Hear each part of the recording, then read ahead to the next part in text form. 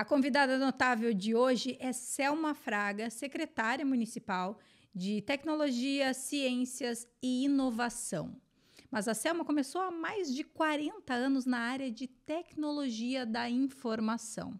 Uma mulher precursora, que vai abrindo espaços. Vem com a gente nessa conversa notável de hoje.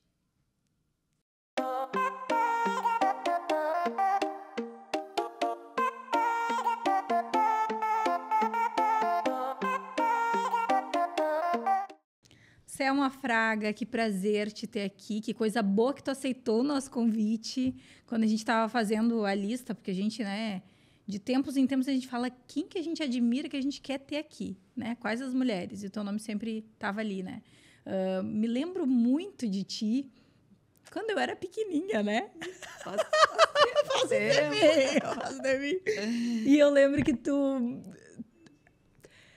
era a representação da inovação, da tecnologia, já, quando a internet era discada. Tinha lá na tua casa. Lá na minha casa. Lembra da tua casa. Selma, tu está há mais de 40 anos na área de tecnologia da informação, né? E também agora com esse cargo, né, de secretária municipal em relação à inovação, ciências, tecnologia. Me fala como que tu, mulher, há mais de 40 anos resolveu que queria ir para TI. A TI nem existia ainda. Como assim, mulher? Primeiro eu quero agradecer, Yasmin, fiquei muito feliz com o convite, né? E sempre eu fico assim, mas o que eu vou falar agora? As pessoas me ouvem, né, falando, parece um mantra, eu repito. E nessa área realmente de inovação, a gente tem que ter muita resiliência, muita repetição, para que as coisas comece a acontecer de forma natural e com recorrência, né? Então, por isso que tu parece assim um mantra, né? Sempre a mesma fala. Eu mesmo não aguento mais eu falar a mesma coisa. Imagina as pessoas que estão me ouvindo, né?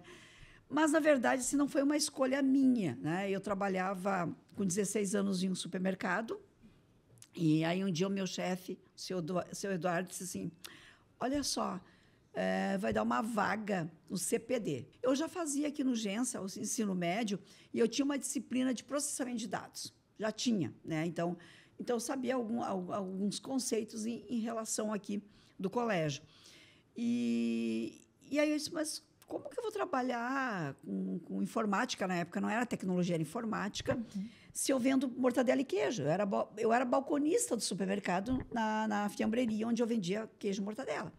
E as balancinhas, aquela de pezinho, né? Não era nada digital. E eu sempre fui rápida, fazer os cálculos e tal. Ele disse, não, tu é muito rápida e tu vai aprender rápido. Eu acho que tu vai dar certo. Tá, eu aceitei. Então, acabou que eu fui fazer faculdade em razão de ter começado a trabalhar antes, né? Então, e daí para frente, foi uma sucessão de oportunidades, é o que tem para fazer, aproveita, né? E foi assim, comecei lá no cartão perfurado, né? A recém falava. O que é o cartão perfurado, para quem nunca ouviu falar disso? Então, assim, quem tem Google, dá um Google aí e vai lá e procura cartão perfurado. Ou perguntem para os pais ou avós, que devem ter a minha idade, 66 anos, que a gente usava um dispositivo em papel. Então, tinha cargos de digitador, de perfuradora de dados, né? Quem fazia vestibular naquela época também era um cartão perfurado, que a gente preenchia, marcava. Quem hoje tem um celular, quem hoje fala em nuvem, quem hoje fala em dispositivo de armazenamento, que está na palma da mão, antigamente o dispositivo de armazenamento era o cartão perfurado, que a gente registrava. E quem era programador de software, que eu fui também, em 76, 78 eu comecei a trabalhar com digitação, e depois eu fui fazer faculdade nos anos 80, e aí eu comecei, então, a programar.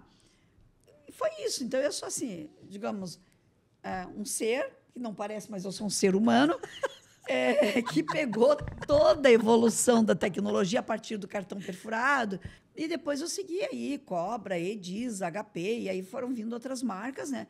E, na época, quem era programador, ou digitador, ou operador, era de uma marca, não é que nem hoje. Se eu sei programar e conheço uma linguagem, eu programo em qualquer equipamento. Era muito legal, é uma época que a gente realmente colocava a mão na massa, e então não era muito intuitivo, né? Então não tinha os computadores, alguns não tinham tela ainda, né? A gente programava, outros já tinham tela. Eu acho, né? Eu tenho certeza, no caso da minha vida, foi Deus que me colocou ali.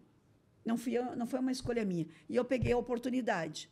E as pessoas perguntavam, onde é que tu vai trabalhar no futuro? Onde é que tem isso? Só tem nessa empresa que tu está trabalhando. Eu disse, não sei, deixa a vida me levar. E aí foi acontecendo, foi uma sucessão de oportunidades, como eu falei. Depois, quando eu sou mãe de gêmeos, eu tive uma parada, assim, mas eu nunca saí do mercado, né? Eu nunca parei de trabalhar em função da maternidade, mas eu diminuí, fui trabalhar no setor público, aí trabalhava 6 horas, né? E quando os meninos entraram no pré, eu disse, agora está na hora de eu me reciclar. E aí eu decidi fazer uma pós, e eu queria inteligência artificial. E aí não formou turma. Isso nos anos 90. 90 já. Aí o que aconteceu? Tá, mas qual o curso que tem? Eu quero fazer, eu tenho que voltar a me atualizar e voltar para o mercado, né? Informática na educação. Eu disse, isso aí é para dar aula, né? Também. Bom, mas eu quero, né? E voltei. E aí que mudou toda a minha história. Eu me torno professora, eu tenho que fazer um estágio, e aí isso vai repercutir em toda a história atual da tecnologia e da inovação em Gravataí, porque aí eu conheço gente, porque antes eu trabalhava mais com máquina, e aí eu conheço alunos, professores, e aí a gente começa a desenvolver tudo isso que acaba gerando o atual ecossistema. Como que era lá naquele período, anos 90, vamos lá, ser mulher naquela época lidando com uma temática que não tinha mulher muito presente, né? Essa é uma pergunta recorrente, tá? Não para mim não tinha nada diferente. Não sentia? Não. Porque, assim, tinha mulheres nas empresas, na primeira não, na segunda já tinha mulheres trabalhando. Quando eu olho o meu convite de formatura, também era meio a meio. Hoje que tem menos mulheres, né? Agora já mudando. Mas tinha bastante mulheres trabalhando, estudando na época. O que tinha mesmo, na verdade, era assim... mulheres em cargos de liderança. Né? Assim, mas já tinha algumas mulheres. Então, como é uma área, principalmente naquela época, tu tinha que conhecer, isso sempre me subsidiou, né? ou me amparou de eu estar liderando. Né? E tirando o primeiro emprego na área de TI, eu sempre acabei sendo líder, e sem querer. Inclusive, eu era muito tímida, né? As pessoas não acreditam, mas eu sou muito tímida. Dar aula também me blindou. Porque, na verdade, tu és um personagem, né? Quando entra em sala de aula. E como eu sempre dei aula de disciplinas que eu também praticava na minha profissão, então era muito comum, muito fácil para mim. Porque é muito mais que se eu não tomar uma decisão. Muito mais que ser com relação ao meu CPF. Não é sobre mim. Outras pessoas que poderão sofrer algum tipo de constrangimento, e importante não era menino ou menina, mas eu tive que podar para evitar um problema maior. E lidei bem com isso, porque eu sei que era necessário, né? Então, assim, a minha equipe hoje, tu te mostrei aquela foto, são poucas meninas, né? Comecei na secretaria sem nenhuma mulher. Como que é para ti trabalhar num setor de inovação, que a gente, na verdade, fica se preparando para o futuro, né? Como é que é para ti? Então, a inovação ela se confunde muito com a tecnologia, né? E, na verdade, não tem uma relação direta, né? A inovação é como tu está fazendo teu programa hoje, como é que tu está te posicionando a tua marca, né? Tem muito isso. Aí, sim, é desafiador, porque tu desacomoda o era assim, sempre foi assim, tu desacomoda, tem o medo, por que eu vou mudar, né? Mas a gente criou uma estratégia já de início, no segundo ano da secretaria, promovemos cursos de metodologias ágeis, de inovação, de conceito. E a gente descobriu talentos maravilhosos que hoje estão trabalhando comigo. Então, isso instigou eles a querer trabalhar comigo. Né? E aí vieram. Né? Então, todo mundo disse, o que tu está inventando agora, secretária? Qual é o próximo passo, secretária? Quando eles me encontram no corredor. Né? Então, e aí todo mundo que já passaram 2 para a secretaria e saíram pelo um propósito maior de outras secretarias que precisavam deles. E eles levam a inovação para onde eles vão. Então, de uma forma sutil, a gente está levando isso para lá. E o mais inovador é o... Como é que tu definiria uma startup? Para quem não conhece, nunca ouviu falar, mas que é tão ligada, né, à inovação, à tecnologia. Como é que tu define uma startup? Então, quando a gente pega lá o Shark Tank que começou, startups, e aí tinha aquela batalha, né, aquela coisa toda ali, tem um glamour ali, é um programa de TV, mas tem investidores ali, muitas pessoas saem dali realmente, e para chegar ali tem todo uma validação antes dos processos, né? Mas uma startup, ela começa na ideação. A gente até abriu o edital agora, está aberto, acho que há 2 dias, tá? Que é o Go Startup junto com o Sebrae RS, que é a partir de uma ideia. Eu tenho uma ideia. Ela é boba, ela não é boba? Não. Tu traz a ideia, ele vai fazer um ciclo inteiro, né? A jornada inteira de vários ciclos. Quando ele chega no final, ele sabe se aquilo ali vai virar uma startup, uma empresa. A startup nada mais é que uma empresa, mas normalmente uma empresa tradicional, eu e você vamos fazer uma empresa, a gente tem um capital, e aí 50%, 40%, 30%. A startup, via de regra, não precisa de dinheiro. Ela tem que ter uma boa ideia e que alguém compre. E, normalmente, as startups são boas ideias e o CEO, o founder, ele não bota a mão na massa, ele não é nem designer, às vezes ele não é programador de software, ele só teve a ideia maravilhosa. E aí ele contrata o desenvolvedor de software, ele contrata a mídia, ele contrata o design, e aí o investidor vem, compra aquela ideia e torna uma empresa. É isso que acontece.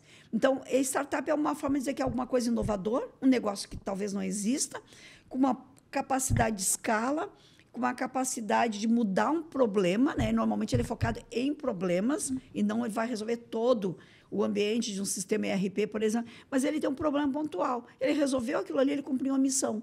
Dica para quem está começando, está tendo a ideia de ter uma startup. O que tem que ter em mente para chegar ao sucesso?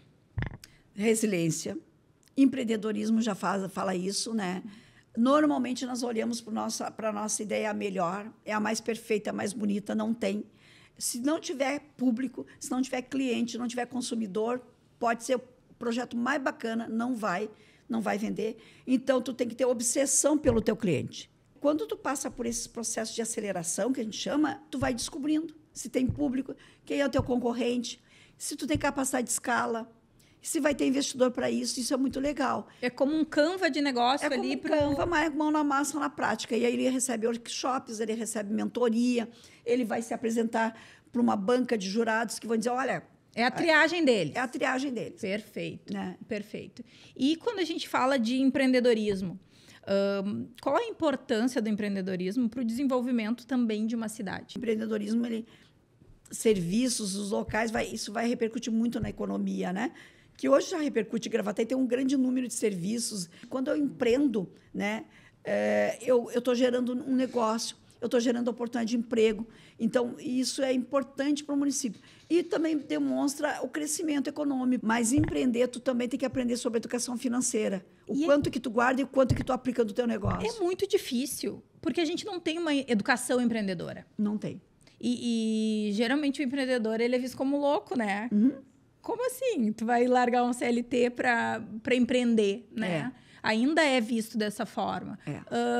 O que fazer para não ser visto dessa forma? Tu acredita que é uma educação de base mesmo? É uma educação de base, né? E aí a gente olha para Gravataí, que é uma cidade grande, ao mesmo tempo pequeno. Quando a gente fala de cultura econômica, dessas questões de desenvolvimento, né? E começa pelas escolas, né? Então, a gente tem ali... nós rodamos a 4ª edição do torneio de robótica, com 41 equipes, e foi uma coisa que a gente começou a primeira edição bem básica e tal. Agora, a gente já teve 4 cidades que não mais de Gravataí, que trouxeram equipes, porque a gente está inovando. E quando tu traz as crianças para uma questão da robótica, tu desenvolve o pensamento computacional, um raciocínio lógico. As equipes, elas têm esse conceito. Quem é mais gestor, cuida da parte de gestão. Quem fala inglês é o cara que vai ser o interlocutor lá fora. Quem tem habilidades para codar vai ser o cara do código. Então, eles já têm uma formação de equipe. Como é que se trabalha em equipe? Então, isso tem que estar dentro do sistema de educação. E a BNCC fala, né, que a partir de agosto agora, as escolas devem implementar no seu currículo o pensamento computacional e o empreendedorismo. Mas quem vai ensinar empreendedorismo para essas crianças? É o professor que está concursado há 20, 30 anos e que a formação dele é para ensinar português, inglês. Então, vai ter que primeiro formar professores com a visão empreendedora para que eles possam ensinar. Ou essa metodologia vir de fora, com programas da Google, de outros grandes players que vão ajudar as escolas a implementar essas metodologias novas e conceitos dentro da educação básica, né? Como que Gravataí está se preparando para ser um polo também? Eu percebo assim que as escolas privadas já tratam isso há muito tempo, né?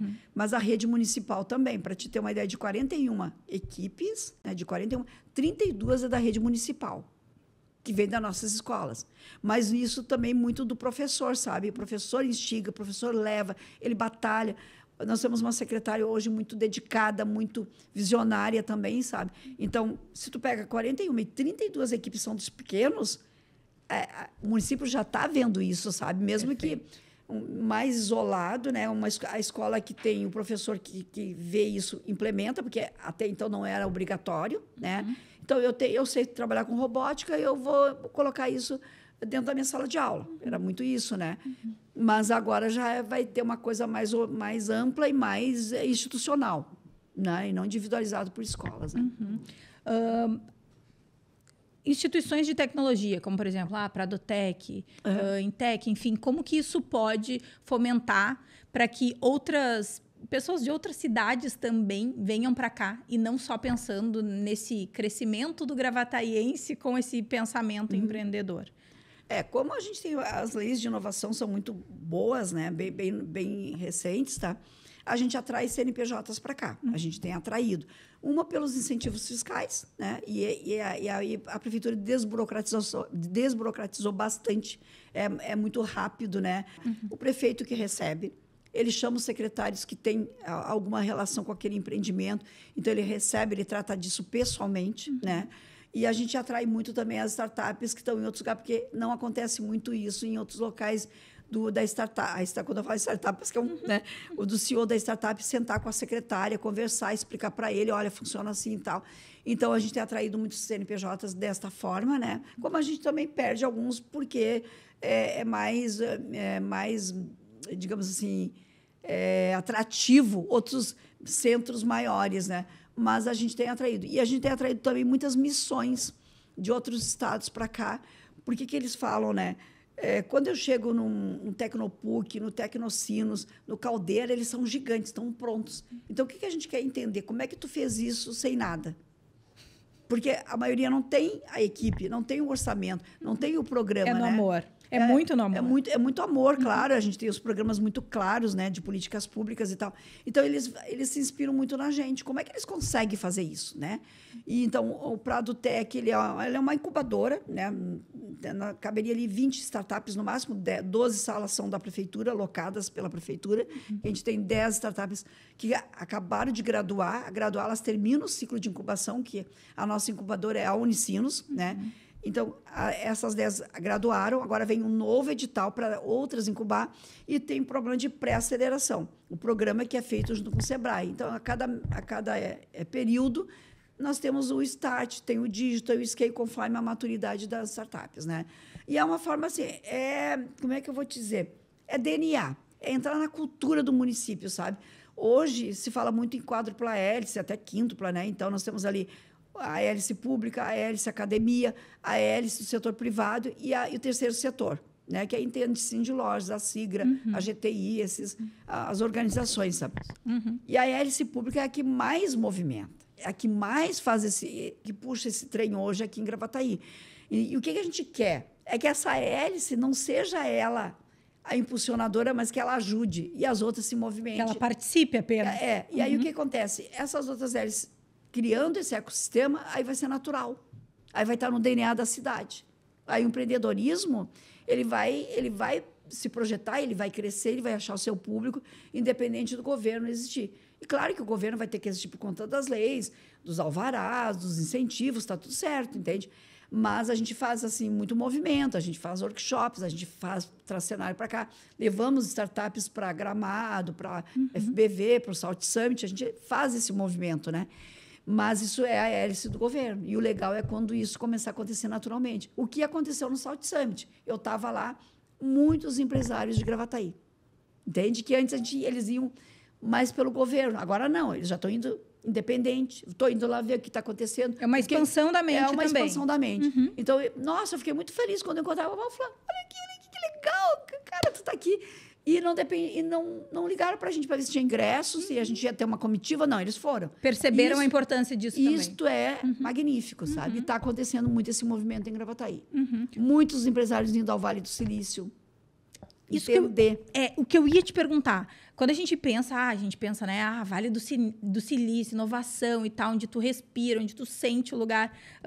Só o lugar parece que já te inova, né? O lugar faz diferença? As pessoas que fazem a diferença. Porque quando tu olha para o Vale do Silício há 50, 60 anos atrás, tudo começou numa garagem. Tudo está numa garagem. E tu chega lá, são prédios cheios de pessoas de tecnologia. Mas começou com pessoas, né? Quantos usam o iPhone? Quem é que criou o iPhone? Quem é que pensou? Ninguém sabe. Todo mundo liga o botãozinho, entra o Windows, e tirando a Apple, claro, né? Que tu tem o sistema próprio, iOS e tal. Mas ninguém sabe quem é Bill Gates. Foi os caras malucos da época que disseram. O Steve Jobs nunca fez uma linha de código, mas ele disse: eu quero, e tu é engenheiro, tu vai fazer, tu pode fazer. Era um líder. Era um líder, ele queria, ele sabia que podia acontecer, né? Então, assim, essas são as pessoas. Por que a gente criou um movimento da GTI? Eu falo professores e alunos. Quem são os professores que deram aula na Senec, na UBRA, no Dom Feliciano, na QI, no IFSU mais tarde, no SENAC, né? Esses professores, a gente viu que durante décadas, pelo menos uma década, 2, nós formamos alunos em TI.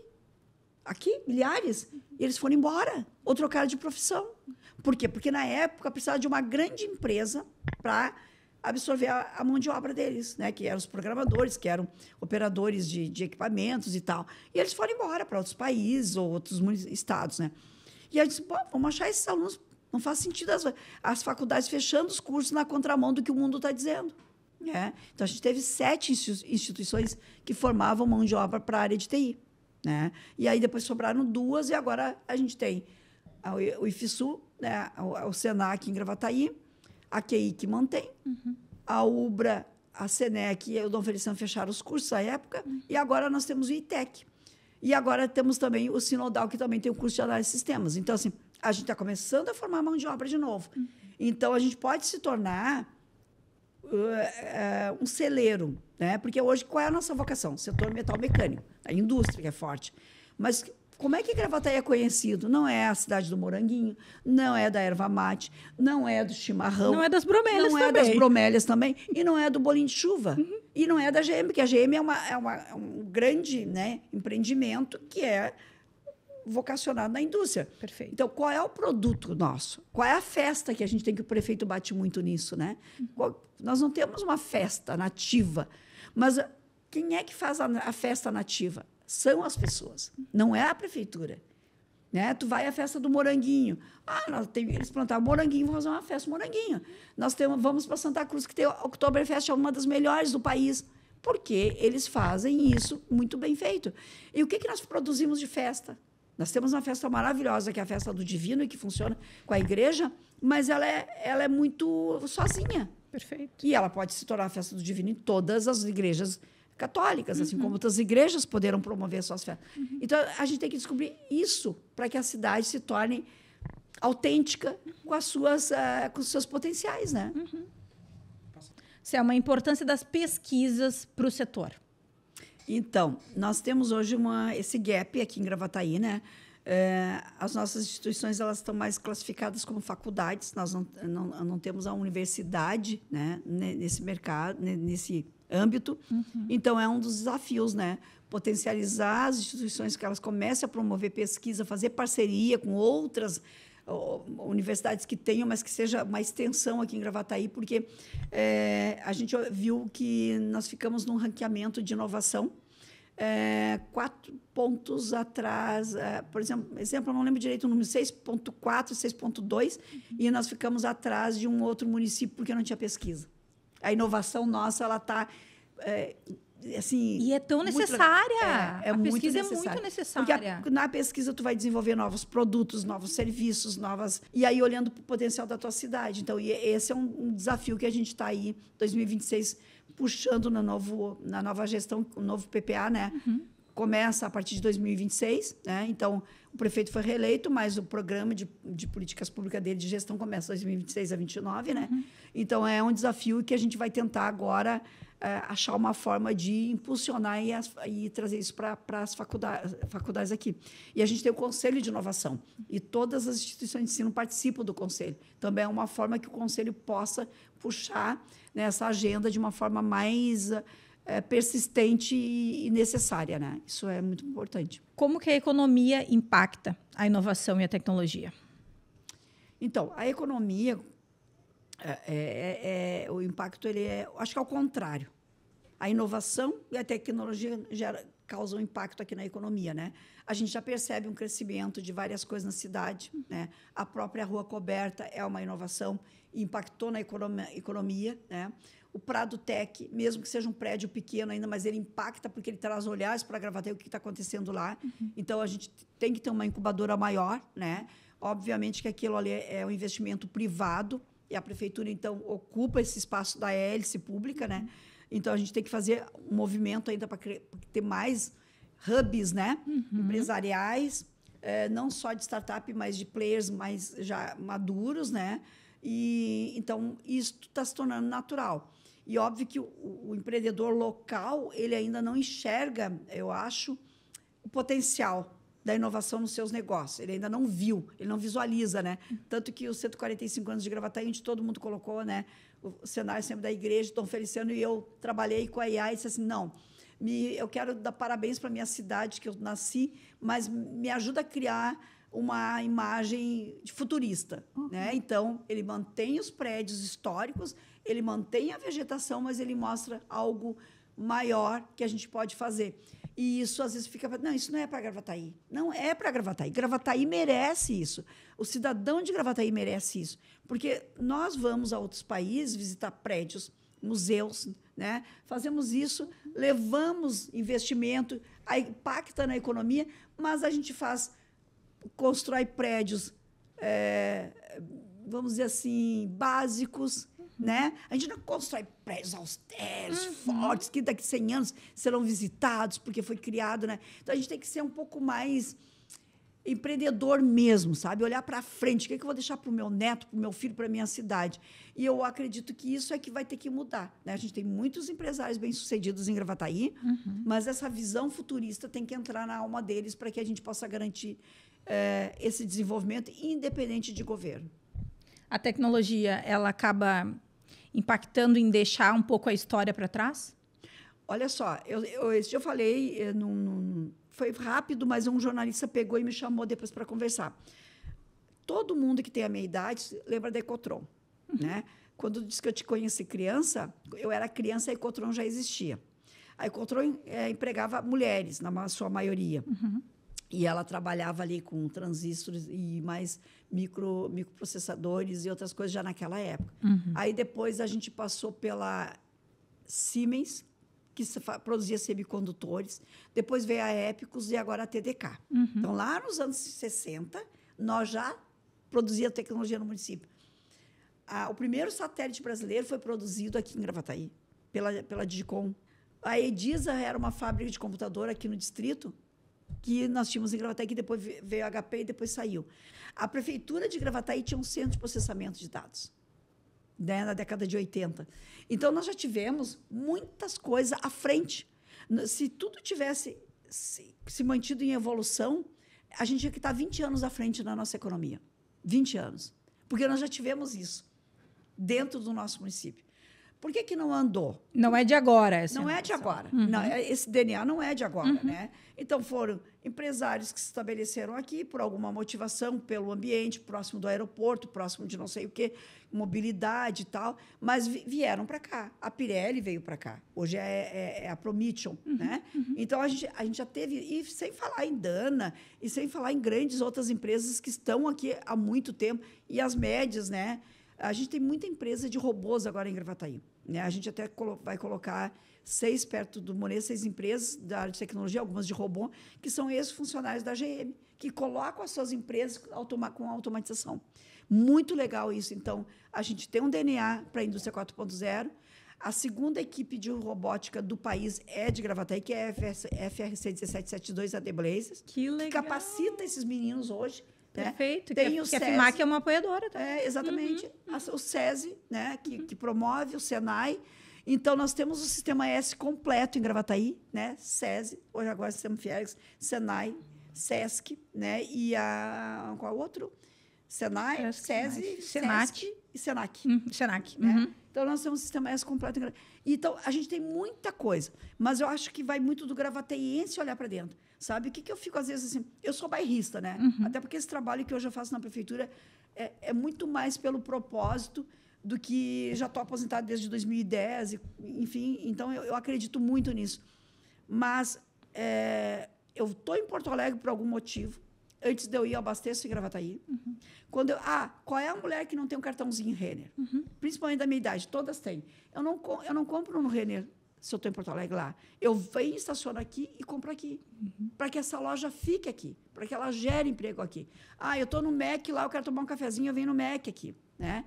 E aí as pessoas dizem, mas o shopping, não sei, agora está maravilhoso. Se tu não consumir, por que o lojista vai botar um comércio dentro do shopping? Se eu, como munícipe, não consumir? Então, nós temos o pessoal de Osório, Santo Antônio, Glorinha, Viamão, que são os grandes visitantes do nosso shopping. E nós, gravataienses, tem que estar cheio de loja maravilhosa. Né? E nós não vamos. Aí eu vejo, às vezes, no Instagram, eu estou comemorando o meu aniversário, Porto Alegre. Não tem problema. Cara, mas consome aqui. Nós temos tanta gente. A gastronomia de Gravataí é maravilhosa. Principalmente vamos chamar a comercial do almoço. Tu come bem em Gravataí, em vários lugares. Vários restaurantes. E claro que de vez em quando a gente tem que sair para ver o que tem para trazer para cá e avaliar melhor. Mas por que não comemora aqui, não bota no Insta, eu tô aqui, sabe? Então, eu acho que falta esse conceito de pertencimento. Valorização e de bairrismo, sabe? Tem que ser. Eu quero defender a minha cidade, eu quero que ela cresça. Eu quero que meus filhos tenham a melhor escola aqui e eu tenho que frequentar aqui. Se o Sinodal e o Dom Feliciano, né, e o Senec recebem alunos de fora de Gravataí, por que eles vêm para cá? É porque o nosso ensino é de qualidade. Né? Então, eu acho que é muito desse pertencimento que a gente tem que desenvolver. Então, vamos consumir aqui, mostrar que a gente empreende e consome aqui. Pode ainda não ser o que eu quero, pode não ser o meu desejo de consumo, mas ele só vai chegar a ser se ele crescer. E, para ele crescer, tem que ter consumidor. Né? Então, eu acho que a gente tem que desenvolver mais isso, sabe? Eu acho que uma coisa mágica está acontecendo muito nas moradas, que eu chamo. Né? Porque tem agora uma associação e eles compraram, a Comove comprou o bairro. Tudo acontece ali, enfeite de Natal, eles estão de parabéns, revitalizou a Alexandrino, as pessoas vão comprar. Olha, o Natal deles eu acho que vai para a 3ª edição, é maravilhoso. Bem bairrismo, vamos fortalecer as moradas. Porque as moradas não precisam vir no centro. Claro, as moradas. Então, eles têm que... E ter os microcentros são fundamentais para o desenvolvimento de todas as regiões. E Gravataí fez isso, aconteceu que descentralizou né, esses centros. Então, tu tem o consumidor dali, tu tem o consumidor daqui, e nós temos que tornar todos os centros atrativos. Né? O centro de Gravataí, que ele está tendo uma transição agora de consumidor, né? O centro do Parque dos Anjos, da Avenida dos Estados, da Otávio Chemes, das moradas, e cada um se enxerga. Por que as pessoas estão consumindo ali? Porque elas vão a pé, elas vão de bicicleta. Entende? Elas conhecem. Conhece o vizinho, conhece o dono. Então, isso é uma coisa muito legal que está acontecendo em Gravataí. Então, só que eu acho que nós temos que olhar para isso e desenvolver isso e vender, sabe? Olha, eu tenho sido convidada para muitos lugares. Fui recentemente em BH, e aí eu estou lá palestrando com grandes nomes, sabe? Aí eu fico pensando, mas por que me chamaram, né? Quando eu saio, eu fico assim, vem todo mundo falar comigo, eu digo assim, meu Deus, mas lá está a Yasmine, que é muito top 10 das galáxias, porque eles ficam assim, que eles veem que tem paixão na minha fala, e a Gravataí está bonita, está crescendo. Evoluiu demais. Evoluindo, sabe? Muito. E ela pode evoluir muito mais. Aquele desenho que eu repercuti ali através da IA, é como eu vejo Gravataí. Sabe? Sendo um cenário de desenvolvimento, de convivência. Outra coisa que Gravataí tem que estar atento, o mercado imobiliário tem que estar atento, a Faculdade de Medicina da UBRA aqui vai trazer o aluno para morar aqui já está trazendo. Perfeito. A maioria dos alunos que passaram agora não são de Gravataí, não são do Rio Grande do Sul. Então, tu vai ter o quê? Santa Maria não é uma cidade universitária, que todo mundo vai para lá de todo o país. A mesma coisa. Nós temos muitas coisas acontecendo em Gravataí e nós, como cidadão, não sabemos. E aí tu tem ali hoje já 40 alunos matriculados, tá? E nós vamos nos tornar talvez uma cidade universitária, uma cidade com referência em saúde, com referência em educação e ainda setor metal mecânico e inovação. Fechou. Tudo maravilhoso, está tudo aí para fazer. Só temos que olhar e valorizar a nossa terra. E o que tem de diferente aqui, que te faz brilhar o olho? Eu acho que tudo isso, porque tem um dos meus filhos que mora em Garopaba, né? E ele já está lá mais de 10 anos. Mãe, vem para cá, essa cidade aí tá para doido, porque ele vem aqui a movimento. Eu digo assim... É outra vibe, Garopaba. Eu disse, Diego, olha só, primeiro Garopaba, agora já não mais, é muito lenta para mim, tá? É muito zen. Mas agora já está bem maior, tal. Para mim sair de Gravataí, tem que ser uma coisa muito extraordinária. Eu não quero sair daqui. Eu não quero, sabe? Morar em outro país, eu não consigo levar toda a minha família, né? E a tua cidade é a tua família, né? Então, assim, todo mundo amo Gravataí, mas lá, quando eu lancei meu Facebook, porque eu mantenho tudo, certo que errado que deu na minha vida, eu não retiro nada do Facebook. A minha história, deixa lá. História. Eu fiz bobagem um dia porque eu apoiei alguém, fiz bobagem, tá lá. Mas o que acontece, tá? Eu coloquei lá na época, então eu disse, Selma, é meio piegas, eu amo Gravataí, numa frase, nem tinha coração. Eu disse assim, mas eu gosto, eu amo a minha cidade, foi aqui, eu vejo tanto potencial na nossa cidade, ela é bonita, ela está crescendo. A gente tem que mostrar esse amor. Perfeito. Né? Se eu não mostrar, que nem a faculdade. Às vezes, meus alunos, senhora, eu não vou estudar lá, porque não sei. Eu disse, mas quando tu estudar numa instituição, ela é a melhor.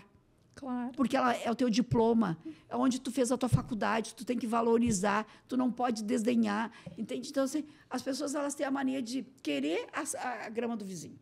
Né? Claro. E não tem problema tu querer, mas te inspirar. E faz acontecer as coisas. Mas tu sabe, Selma, que eu, quando tinha 17 anos, né? Foi quando eu voltei do Canadá, fui fazer um curso de inglês lá.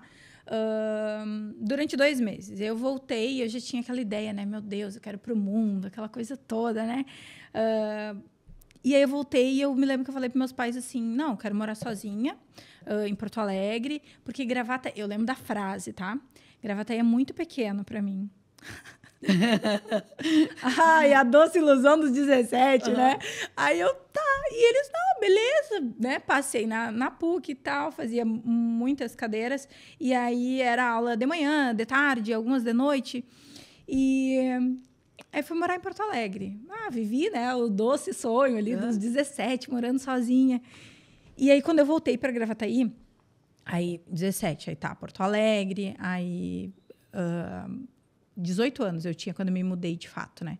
Que daí foi quando eu passei no vestibular. Aí passei no vestibular, fui para Porto Alegre com 18, aí de Porto Alegre fui morar em Coimbra, e de Coimbra voltei pro Brasil, voltei para Porto Alegre, aí de Porto Alegre fui para Cruz Alta, meu primeiro emprego.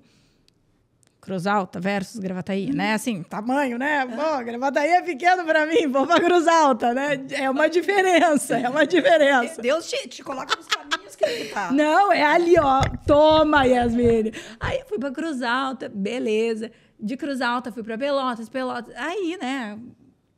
A vida acontecendo. Pelotas, aí Porto Alegre de novo. Brochir, 4 mil habitantes. Morei em Brochir, 1 ano e pouquinho. Sim. Brochir, Nova Petrópolis. E eu falei, chega, vou voltar para Gravataí. Porque é lá que eu me sinto em casa. Lá que ela é grande como eu quero. Entendeu? Eu fico maior em Gravataí. Porque lá eu não era meu lugar, eu era mais uma. E não que aqui eu não seja mais uma, mas é a sensação de pertencimento. Exato. E quando eu voltei, eu falei, que coisa boa, tô em casa, né? Eu sei onde eu não preciso perguntar para as pessoas onde fica tal coisa, né? Bem isso. É exatamente isso. E aí eu vim, e aqui para mim é uma delícia. Minha casa tá 2 quadras do escritório, o escritório tá 2 quadras da creche da minha filha, o do Feliciano, né, pertinho, tudo muito perto, né? E a sensação, assim, de, que coisa boa, esse é o meu lugar. Aí o mundo dá voltas, né? E mostra pra gente. Essa experiência da gente viver em outros países ou visitar, ele é importante. Com certeza. Para a gente Com construir certeza. memórias Com e construir o certeza. futuro, né, do que a gente quer. Porque todo mundo viveu nesses países.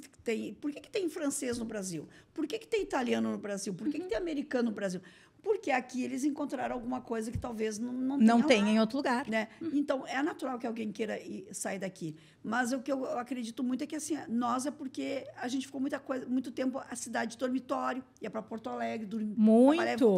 Hoje Tudo. as pessoas vêm trabalhar em Gravataí. Tudo era, porque meus pais trabalhavam em Porto Alegre, era tudo em Porto Alegre. Tudo. Para comprar coisas, a gente, tipo, fazer o rancho de roupa, né? Daí ia para Renner, comprava, só tinha lá. Só tinha lá. Entendeu? E tudo era lá. Tu é muito jovem, teus pais pegaram. Quando as grandes lojas eram em Cachoeirinha, de móveis, de eletrodomésticos, não tinha em Gravataí. Então, a gente a Cachoeirinha, né? Eu empreendi uma vez, eu tive... Claro, na TI é normal empreender, né? Eu tinha minhas consultorias e tal. Mas eu tive duas lojas de meias. Eu tive 2 lojas de meias. Meia calça. Nada tecnológico, Selma. Nada tecnológico. Porque foi o período ali do presidente Collor.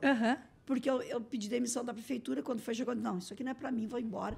E eu fui trabalhar aqui embaixo, onde é o shopping, era... Como é que é aquela empresa que tinha ali? Não, do lado. Tá, quase bem. Ali, Tinha onde uma tinha o shopping, tinha uma empresa. Eu fui contratada para desenvolver um projeto que era Gravataí, Rio de Janeiro. Aí eu estava lá e tal, veio o plano Collor, as empresas, né, sucumbiram, Duratex. E aí eu tinha um laguinho na frente da minha sala, que as tartarugas entravam e saíam. E a gente tomava café e olhava. Não tinha o que fazer. Não tinha, parou. Era muito triste. As empresas pararam, as linhas de produção, tudo parado. E eu disse, meu Deus, o que vai acontecer, né? O meu projeto parou, eu vou ficar recebendo um salário, daqui uns dias vão ter que me mandar embora, porque o projeto não começou. E aí surgiu uma oportunidade, né? E eu disse, o que eu vou fazer? Aí, nesse meio do tempo, eu lembro que nós, mulheres, tínhamos que ir na Lira, na Rua da Praia, comprar meia calça para qualquer festa. E aí a Datelli surgiu com a Cláudia Raia, com aquele pernão, fazendo a propaganda. E eu comprei uma revista, peguei o número da Demilos, que vendia, né? E entrei em contato com o vendedor e quis abrir uma loja. E aí ele me vendeu, meu dinheiro dava 24 peças de roupa, de calcinha e sutiã. E a loja era do tamanho disso aqui. Ou seja, não fazia nem... 24 peças. 24 uma prateleirinha assim. Uma prateleirinha. Eu disse, meu Deus. Aí um dia ele ficou com pena e aí vendeu nada. E eu ali em pé. Aí um dia ele disse assim, vou fazer uma coisa. É difícil eu fazer isso. E tu também tem que ter coragem. Eu vou abrir um crédito para ti. Tu vai ter que arrumar sacoleiras para vender, né? Para ter fluxo. E aí tu vai deslanchar. Guria... Aí, quando era uma época de pessoas muito decentes mesmo. Tu podia dar isso aqui, a pessoa vinha no final do dia, tu pagava ela... Te devolvia aquilo. Devolvia. E aí, eu botei umas 10 sacoleiras para me ajudar e a loja vai... Blum! E aí, eu tinha meia desse tamanho, meia desse tamanho, meia desse tamanho. Em todos os lugares da O loja. nome da loja era Meias e Companhia. E aí, depois eu abri uma, onde tem a Eric aqui, tem um salão, né? Tem um salão de beleza ali, depois tem uma loja de carnes, né? A loja daqui era uma de meias minha, de frente pro restaurante. Gente, eu vendia tanta meia calça, porque no sábado tem formatura, e a meia uma vez só. Claro. E rasgava, e as mulheres levavam 10. Claro. E eu vendi. A meia calça que tava é a meia calça da bolsa. E aí, nesta fase, foi o período que eu fiquei fora da TI. Que aí eu estava com os guri ainda pequenos e tal. E aí eu empreendi.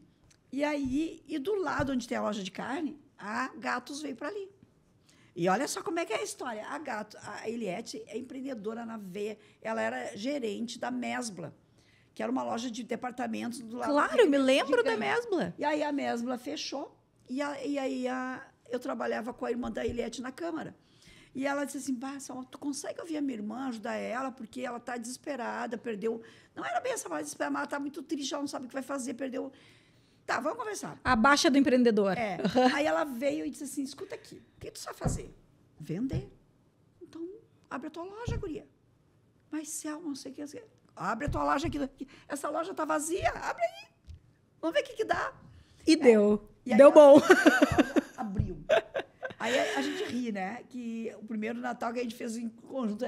E aí a minha loja já estava um tempo mais na frente, então eu tinha as embalagenzinhas, já tudo arrumadinho, bonitinho e tal.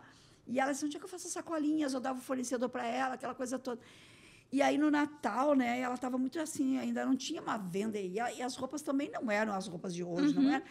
E aí eu lembro que eu comprei uma roupa para contribuir, para ajudar, e as roupas não eram bonitas.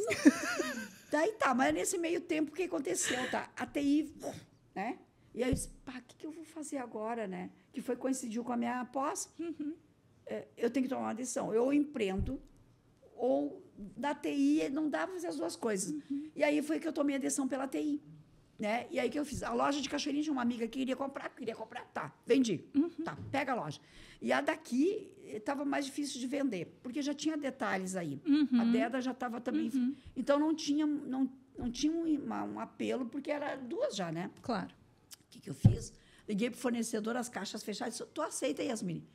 Posso devolver? O que estava lacrado eu pude devolver. E o que não estava, eu levei para casa e vendi de sacola. E fechei a loja. E aí me dediquei à TI.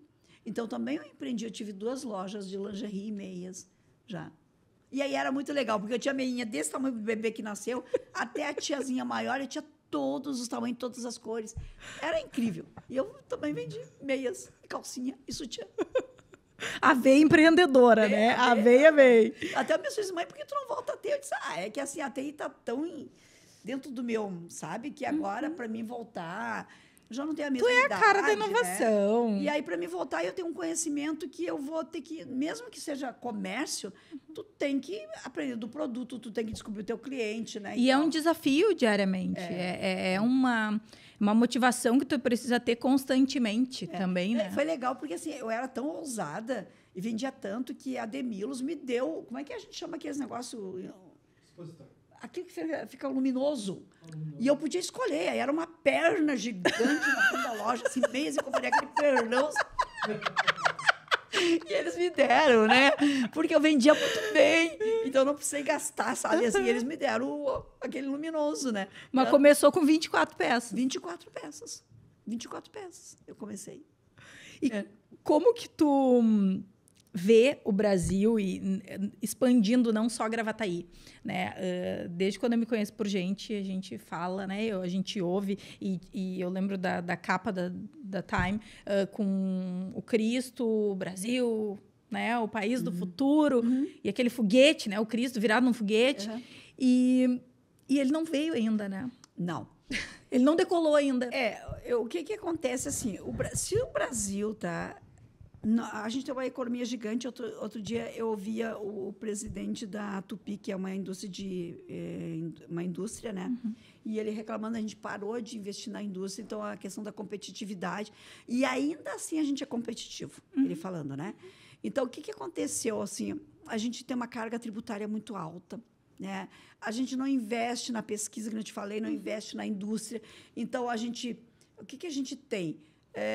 A gente vende a nossa matéria-prima e traz o produto de volta, né? Então, a gente rompe uma cadeia que podia estar aqui dentro, né? Acontecendo.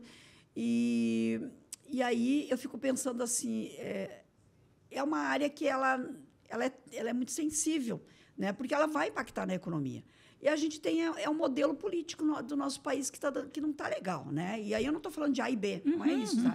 Então, a gente está falando de uma carga tributária altíssima, que estrangula, que esgota o empreendedor, e ele empreende porque ele voltar, o cara, depois de 10 anos, voltar para um CLT, não tem como, não tem. Não né? tem como. Então, a gente tem gente inteligentíssima, a gente tem gente competentíssima, criativa, mas a gente é o país aquele do jeitinho, sabe? Ainda que aqui começou com uma coisa ingênua e se tornou uma coisa séria. O jeitinho brasileiro não vai dar nada.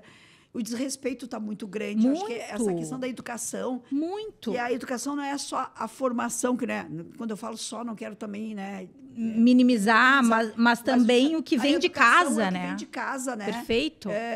Não transferir a responsabilidade. Mas a pessoa chega, pô, como assim, né? Outro dia eu resolvi ir a Porto Alegre, eu vou de ônibus. Eu vou de ônibus, que eu não gosto de dirigir, aí é onde eu ia no centro histórico. E eu quero ver como é que está Porto Alegre. Sai bem cedo.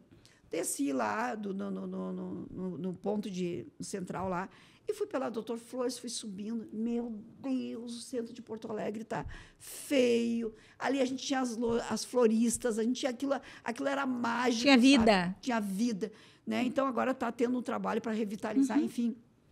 Então, eu vejo assim, a gente perdeu o amor, sabe? A responsabilidade pelo nosso povo, né? Então, a coisa está assim, muito assim, só mais um, é menos um, só um pouquinho. E isso projeta no nosso caráter, né? Então, é uma questão comportamental, eu acho. É comportamental. Isso não é meu, não te interessa. Eu vou ser educado, né? Voltar àquela raiz que a gente aprendeu lá quando era criança, que senhor, senhora, não é porque é velho ou não, é porque é uma autoridade, não é uma autoridade. Então, a gente não tem mais isso, né? E um povo que não tem essa coisa do respeito com o outro, de pensar sempre o bem da... Não vai prosperar, né? Não vai. Aí tem 2, 3, 4, 5 empresários lutando para manter os seus negócios aqui e o resto, né, começa porque eu sou seletista, eu já quero saber das minhas férias. Eu quero saber quanto que vou ganhar. Isso eu não faço, isso eu não posso, isso eu não quero. Não, a gente vai mais empecilho do que solução. A gente tem também. direitos que são obrigatórios, tem que ser cuidados, mas hoje o empresário tem tanta obrigação, né, para pagar e nós, como colaboradores, quais são as nossas obrigações? Então, isso vai impacta na economia. É outro movimento que tem. Então, aquele empresariado que estava anos ali, anos, que ele achou que não quer mudar, mudou, porque o consumo mudou. E o que tu faz com esse? Que tu tem que ajudar ele a pensar qual é o próximo ciclo do negócio dele, né? Então, é um desafio grande, sabe? Mas o nosso país, a gente chegou de falar de futuro. É agora. E a gente tem que fazer agora. Porque tu olha para o teu filho, a idade dele, o que ele vai, né? Como é que vai ser? Como é que ele vai ser? Na minha infância, eu sabia que se eu me formasse, eu ia ser alguém. Eu ia ter uma oportunidade. Hoje, um jovem se formar ou não... Mas eles querem ser youtuber. Ele quer ser youtuber, ele está tudo certo, mas ele é nômade. Ele não se preocupa. Porque o jovem de hoje, ele quer experiência, ele não quer casa, ele não quer carro. Não, está tudo certo. Mas youtuber não é nem profissão também. Não é, e está mudando já, né? E já está mudando. E tem um detalhe importante. O jovem de hoje é o velho de amanhã. Sim. Aí ele não precisa ter casa. E onde é que ele vai morar? E quando a saúde dele impactar, onde é que ele vai ficar? Né? Então, a gente tem que preparar esse jovem para a realidade. Para a responsabilidade. Não para a questão de ser pessimista ou otimista. É que quando tu envelhece, a conta vem. A conta vem. A conta chega, claro. E aí ela vem sobre a questão financeira, ela vem sobre a questão social, ela vem sobre a questão familiar. E aí esse jovem de hoje, que hoje ele é nômade, ele quer o quê no futuro? Onde é que ele vai viver?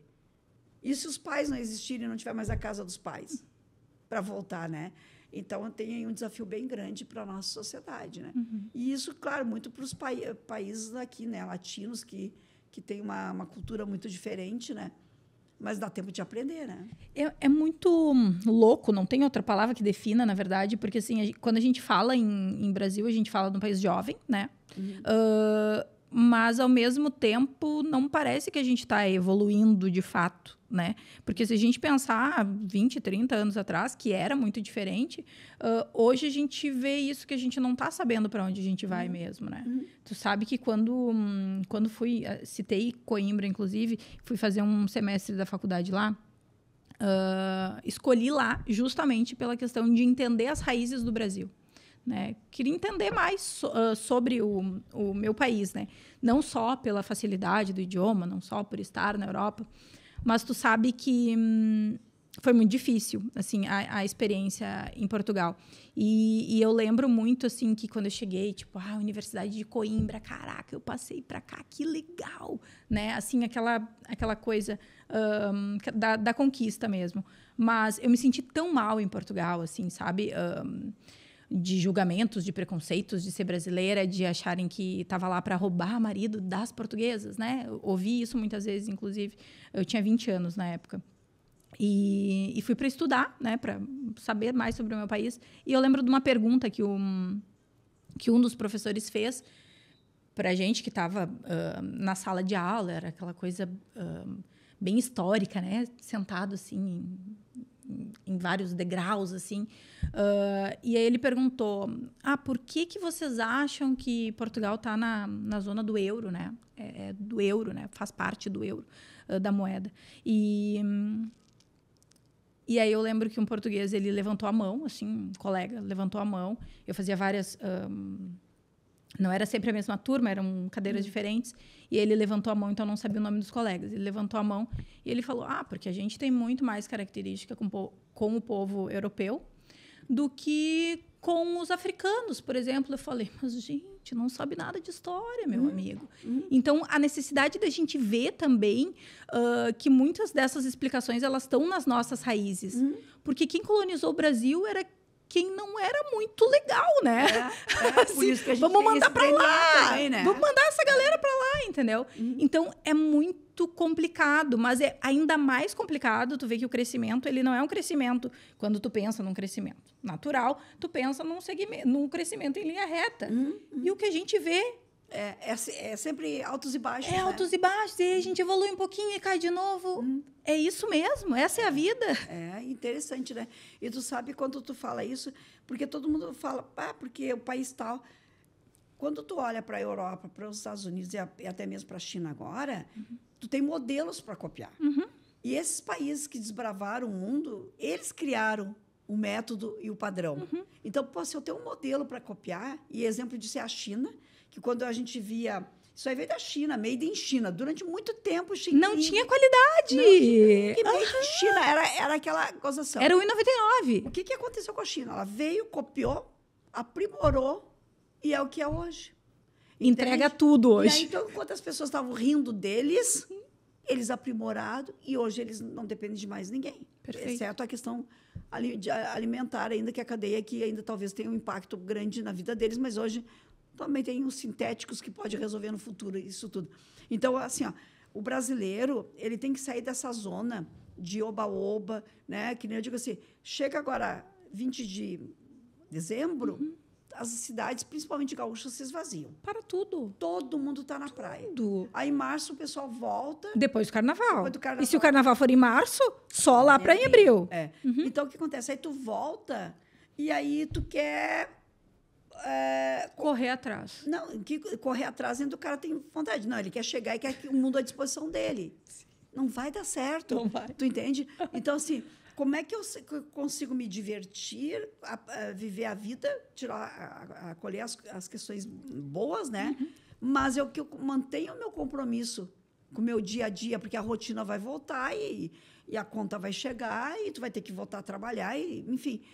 Então, eu acredito que legal, nós somos um povo criativo, mas usa essa criatividade do que está lá no TikTok, dos videozinhos... Pro bom! Pro bom, para produzir, para gerar emprego, para gerar oportunidades, né? Perfeito, perfeito. Até saiu uma pesquisa recentemente que o consumo do TikTok, ele está fazendo o nosso cérebro encolher.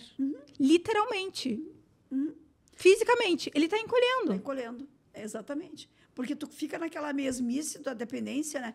Eu me policio muito, porque a minha ferramenta é o WhatsApp, né? Tanto para o trabalho.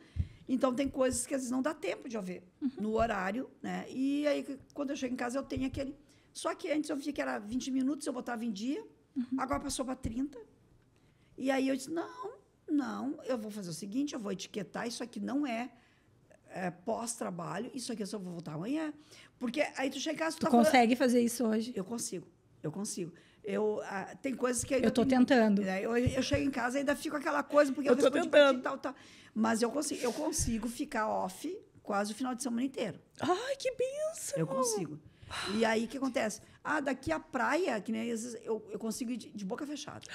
Não acredito, Selma, tu é um ser evoluído. Não, eu não sei se sou evoluída, mas eu consigo, sabe? Aí, às vezes, meu marido diz assim, tu é autista, tu tem que ter autismo. Assim, eu tô aqui cozinhando. Tu consegue te isolar. Tu consegue te isolar, TV ligada, eu tô cozinhando, e aí o espaço é aberto, né? Comum. O meu escritório está ali, eu consigo me abstrair. E eu consegui doutrinar o meu ouvido quando que eu tenho que ir nos eventos da prefeitura, alguma coisa que eu estou trabalhando. Eu consigo ouvir num ouvido e deixar o outro palestrante.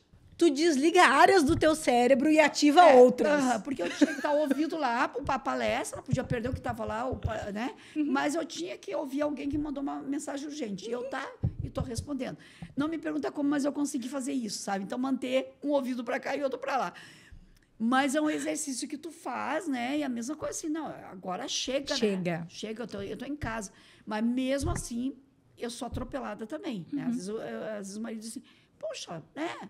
Desliga. Mas eu disse, porque teve esse período aí que a gente estava com um projeto, robótica e tal, eu disse, eu tenho que responder. Meu colega precisa da minha resposta. Sim, e tal. neste momento eu preciso, Neste mas que não momento. seja sempre. Mas que não seja sempre. E tu vai, tem um amigo meu que ele é PhD em rede social, assim, tu para de botar na internet, na rede social, às 10 da noite, que não engaja. Isso não é engajar, eu só estou contando uma história, eu tenho que registrar. Não precisa para mim engajar. É o meu momento. É o momento que deu, eu não posso deixar de fazer o registro. Então, eu boto qualquer hora. Esse podia conseguir, mas eu não estou procurando engajamento. Eu quero quando alguém pergunte como vai lá. Tá lá. Tem lá. Tá lá. Tá lá no meu histórico. E o que te faz uma mulher notável? Eu acho que eu não sou notável. Sim! Eu acho que eu não sou notável. Eu sou metida, eu acho, né?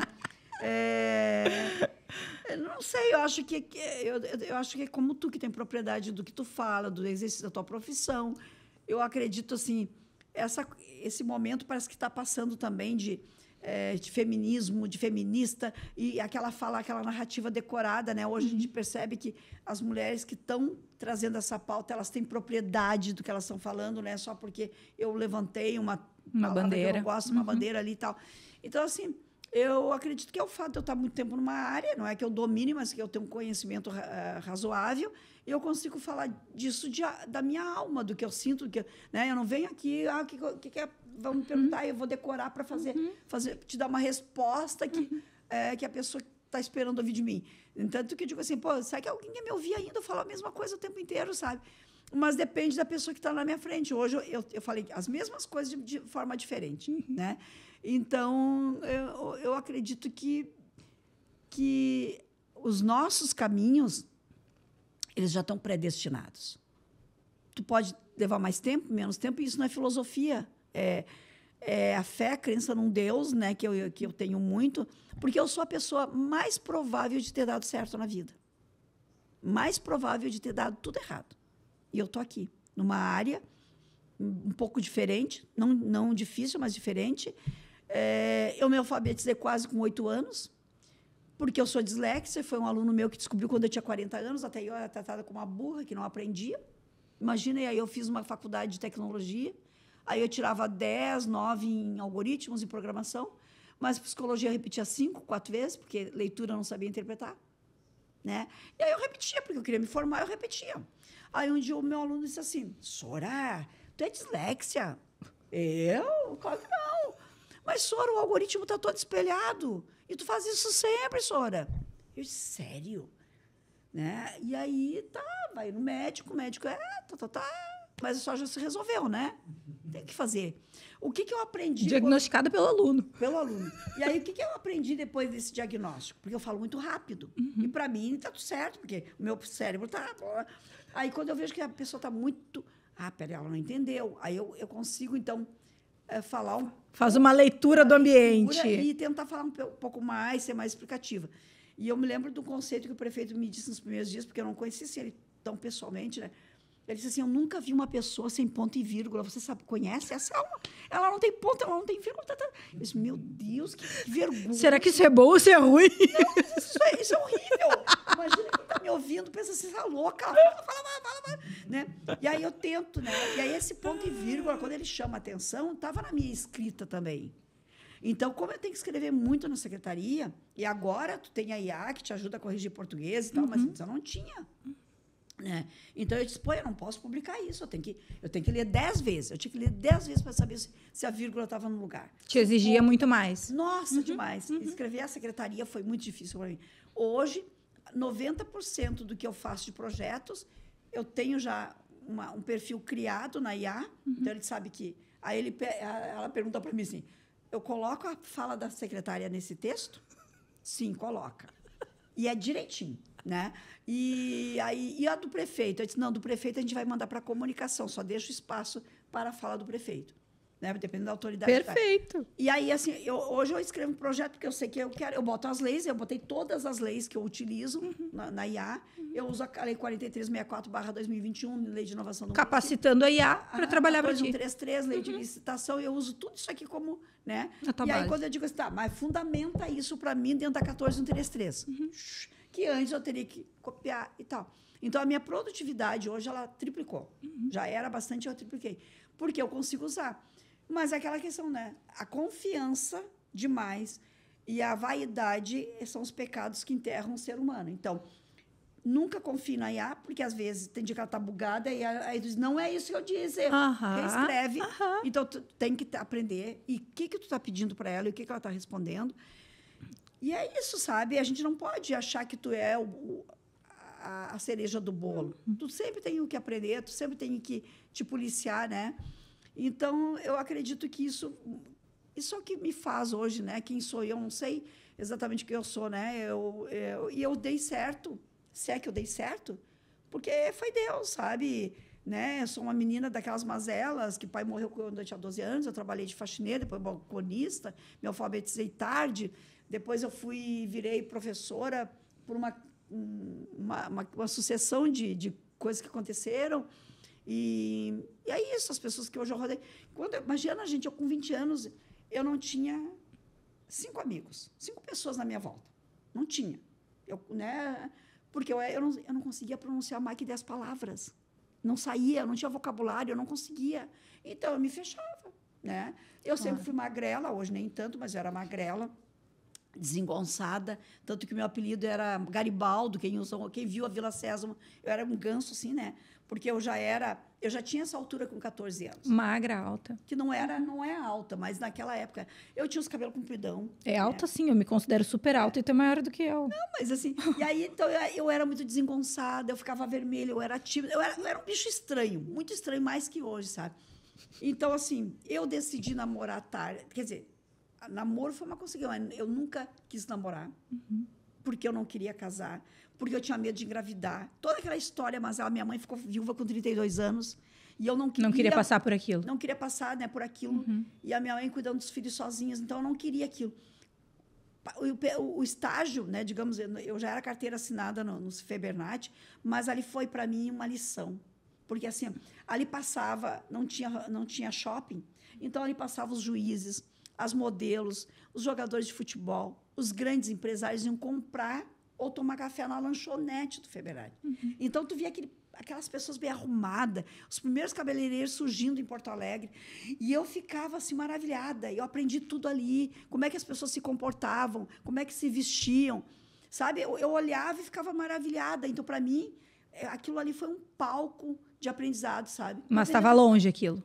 E longe, né? E aí, quando eu vou... Aí, esse senhor, que era casado com uma juíza, ele dizia, o que tu vai ser quando crescer? Ah, seu Dardo, sei lá. Não, podia ser advogada, juíza, tu tem jeito. Deus me livre, eu odeio ler. Claro, eu não conseguia interpretar, né? Não conseguia interpretar. Então, ele disse assim... E aí, ele que vê. Entraram no supermercado umas 6, 7 meninas da mesma idade. Umas de Alvorada, outras da Ilha da Pintada, Cachoeirinha, Gravataí. E ele olhou que eu era diferente. E estava começando nas empresas... o apoio psicológico, tinha psicólogas, e aí olhavam, treinavam, chamavam atenção. E eles estavam me avaliando, eu não sabia. E durante mais de 30 dias, aqueles bonequinhos rindo brabo, não sei o quê, eu não tinha um dia braba. Nem um dia tinha um boneco de cara feia. E aí eu acho que eles foram achando que eu era diferente. E aí ele disse para uma amiga minha, que ela é de Gravataí, que eu conheci, que a gente se encontra de vez em quando, essa vai dar certo. Ele disse, essa vai ser alguém. Então, eu não sabia nada disso. Né? Então, assim, por ser diferente, ser desengonçada nem sempre é ruim. Isso me afastava dos namorados, que eu era feia demais, ninguém me queria. Eu não era um ser atrativo, atraente, então, assim, ninguém me olhava na escola. Isso era bom. Eu mantinha longe de mim o perigo, né? Então, esse era o objetivo mesmo. Era o objetivo, né? Então, quando eu casei velha, né? Eu tive filhos velha, muito depois das minhas amigas e tal.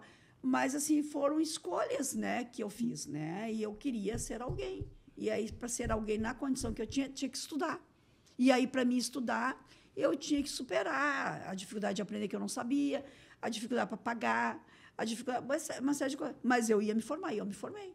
Tanto que os guris nasceram, era para nascer em setembro, que eles são gêmeos, eles resolveram nascer em julho, e a minha formatura foi em agosto. Então, eu fui para uma formatura com uma toga de 200, que nem agora, né? Que tu prova e tá tudo certinho. E aí, eu vou com uma toga que dava 10 voltas na minha... Sei a barriga, né?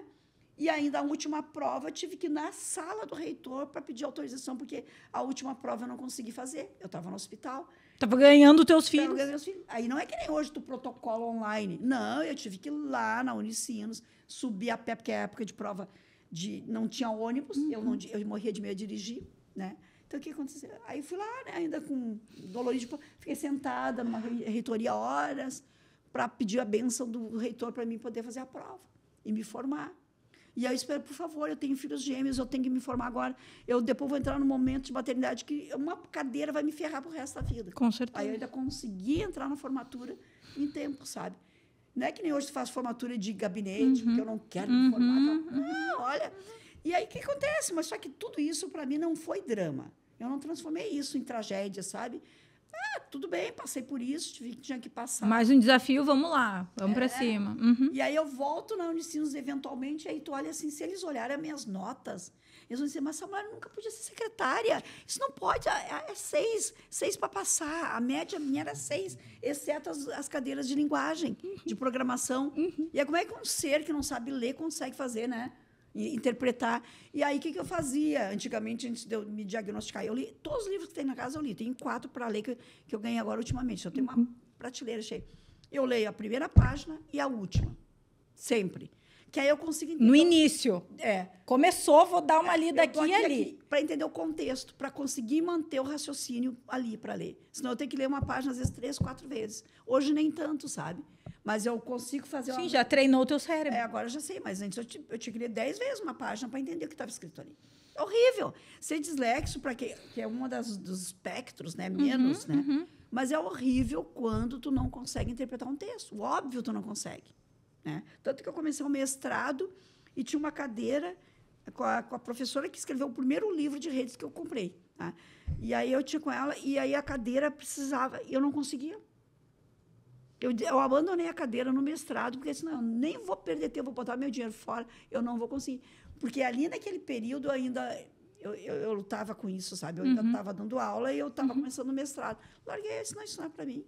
Imagina, livros para ler, porque é mais a área científica, né? Não vou conseguir, larguei. E tá aí hoje. Sobrevivi, sou uma sobrevivente. Não, é um exemplo. Eu sou uma sobrevivente. É um exemplo. É um então, exemplo. Então, são coisas assim. Eu acho que se tem um segredo, né? Meus caminhos foram escritos, certamente. Né? Eu nunca quis estar na política. Eu nunca quis trabalhar em setor público. Nunca. Eu vim parar no setor público porque eu fui mãe de gêmeos. Então, isso me oportunizava um meio turno e tal. Quando eu resolvo entrar na política, eu entro porque eu já estava aposentada da sala de aula e eu via que a minha cidade não se mexia. Bom, vou concorrer. Eles precisavam de cota Era de mulher. pelo propósito. Eles estão precisando de mulher, eu estou um pouco aí, vou lá, né? Vai que dá. Eu vou lá e bato na trave e fico de primeira suplente. Aí começa. Aí surge a Selma também, né? Mas eu sou uma técnica na política, muito menos, né? Então, por isso que eu entrei. Né? Porque foi a forma que eu disse, não, é por aqui. Eu quero mudar e vai ser por aqui. É por aqui mudar o mundo. Né? Porque eu não tinha uma tribo, eu não tinha um grupo, eu não era mais sala de aula. Eu não tinha um grupo que disse assim, esse vai me apoiar. Então, isso aqui é um caminho e a ferramenta mais transformadora é a da política. É as câmaras de vereadores e de deputados. É a ferramenta que transforma, mas tem que ser por gente do bem, gente que pensa, gente competente. Aí tu transforma. Aí vai ser a transformação do país. Quando a política tiver pessoas altamente qualificadas, cognitiva, culturalmente, formação, falando de política. Quando tu tiver a pessoa que ele é um líder comunitário, que ele não sabe o que é uma maternidade, que ele não sabe o que é isso, que ele simplesmente sem lugar de fala, repete a narrativa, ele está decidindo a nossa vida. Ele está decidindo a nossa vida.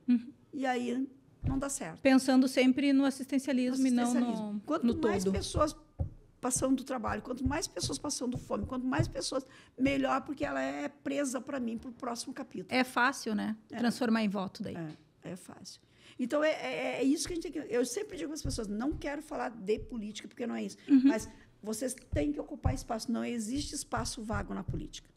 Não existe. Então, que ele seja ocupado por pessoas do bem. Ou quem nos representa, ou que vai representar outro. E que fale a verdade, que faça a cidade andar, que faça o país andar. Aí por que nos outros países tu tem grandes pensadores, grandes na política? E por que nós temos que ser pessoas rasas?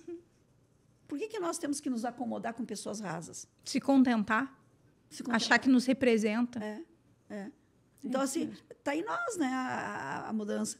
Então, assim, é um preço que a gente paga, né? A forma que... Hoje, eu ouço seguido que as pessoas dizem, mas 10 votos, tu podia ter resolvido isso. Como? Como resolver isso? Não, eu não posso fazer do jeito que todo mundo faz, senão eu sou mais uma. É isso mesmo. Então, 1.554 votos que eu conquistei foi do jeito que tu, que fulano, do mesmo jeito. Né? Então, isso é nobre.